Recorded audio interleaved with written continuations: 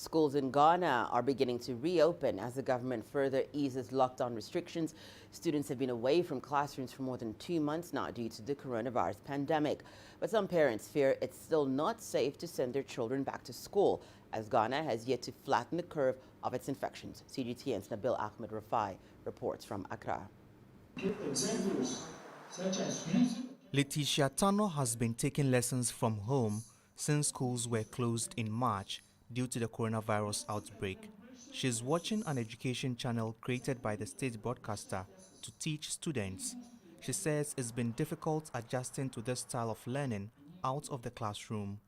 When I was in school like this, if I didn't understand something, I had to consult my teacher so that he would explain it to me.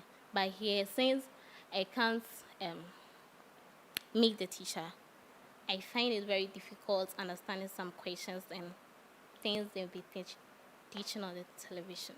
The government has further eased lockdown restrictions, which will allow schools to reopen later this month. Only final year high school students like Letitia and those at university will return to classes. But some parents are worried about the further spread of the coronavirus when schools reopen. The COVID-19 has not left, it's still with us. So as a parent, my concern is how safe my child is.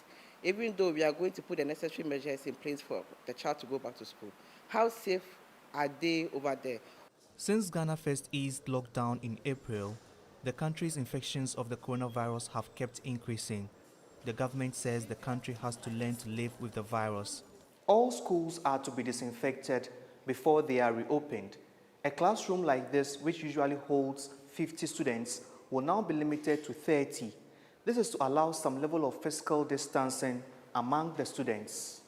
The government has also tasked head teachers with enforcing the strict wearing of face masks and hand hygiene. Some are calling for all teachers and students to be tested for COVID-19 before they are allowed back in schools. We need to draw up some criteria.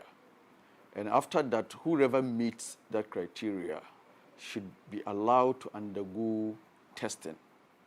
Because we may not be able to handle all of them undergoing the tests. But if the government or somebody suggests that they should be tested, I think it's a good idea. It would have been much better. Letitia Tano says she's happy to be going back to school, but she may find it difficult complying with physical distancing when she meets her friends. Nabil Ahmed Rufai, CGTN, Accra, Ghana.